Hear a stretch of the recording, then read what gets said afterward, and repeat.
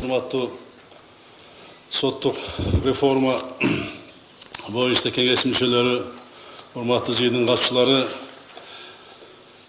коомубуз талап кылган эң маанилүү реформалардын бири бул соттук укуктук реформасы. Бүгүн ушул актуалдуу маселени талкуулоо үчүн мына сиздерди чогулттум.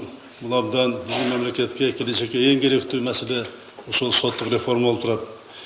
Мына менен жолукканда жарандарыбыздын укуктарын бузган, коррупцияга баткан ачык керек, адилетсиз сотторго карата даттануулар мына айтылып жатат. Менин дерегиме келген кайрылуулардын 70% мына баарын карап атабыз азыр. Көйгөйлүү маселелер ушу соттор жөнүндө мына келип жатат арыздар. Сот органдарын реформалоо азыркы мезгилде Кыргыз мамлекетинин эң негизги проблемасы болуп калды. Акыркы жылдары көп иштер аткарылды. Мисалы, соттук укуктук реформаны жөнгө салган негизги 17 кодекс жана бир нече мыйзамдар кабыл алынды. Сотторду тандоо боюнча кеңештирилди жана судьялык кадрлардын курамын жаңылоо жүрүп жатат.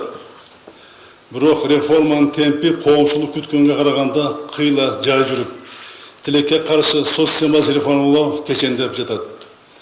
Калкыбыз таза, ачык айкын жана көз карандысыз соттук системаны тезирээк орнотууну талап кылууда. Ошондуктан соттук укуктук реформаны ишке ашыруу жана коррупцияга каршы күрөшүү Кыргызстанда жасалчу иштердин эң артыкчылыктуу багыты. Сот реформасы тездетүү өлкөбүз үчүн абдан маанилүү. Ошондуктан бүгүнкү кеңеш реформаларга жаңы импульс бериш керек. Биздин кеңештин алкагында бул ишти күчөтүп, сот реформасы жүргүзүүдө мамлекеттик органдардын жана башка уюмдардын иш аракеттеринин шайкештигин камсыз кылуу зарыл.